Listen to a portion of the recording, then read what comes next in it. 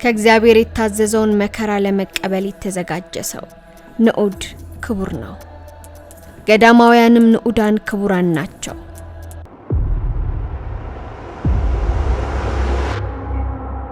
የሙታን ሳማር ቅዱስ ሚካኤል አንድነት ገዳም በአባቶች ራእይ ተገደመ።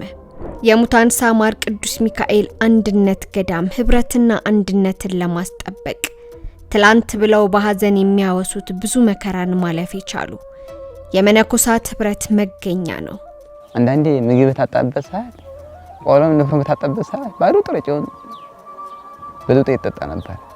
ነገር ግን የምእመናን ብርቱ ተሳትፎ ሐዘንን ወደ ደስታ የቀየረ የጠንካራ ክንድ ውጤት እነሆ።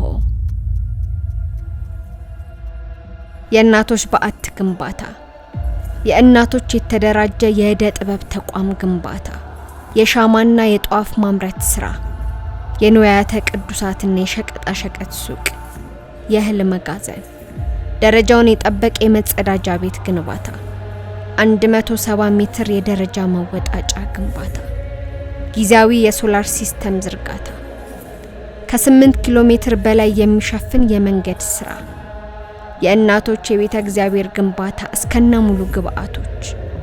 እነዚህ የምእመናን ህብረት ፍሬዎች ናቸው።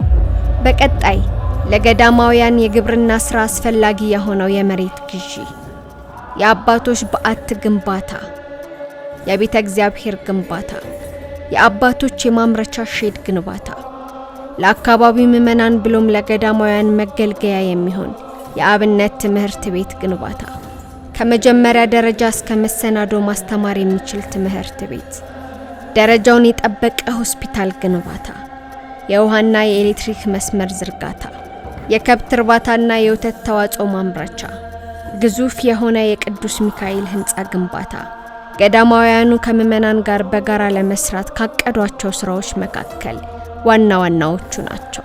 ከዚህ የበለጠ ስራ እንዲሰራ አለት እንድትሆኑ ብረት እንድትሆኑ እግዚአብሔር ብርታቱና ጉልበቱን ይስጣችሁ እንላለን። እናመሰግናችኋለን።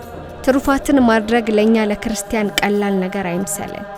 ትሩፋትን በማድረግ እስከ ፍጻሜው ከገዳማውያን ጎን እንቆም።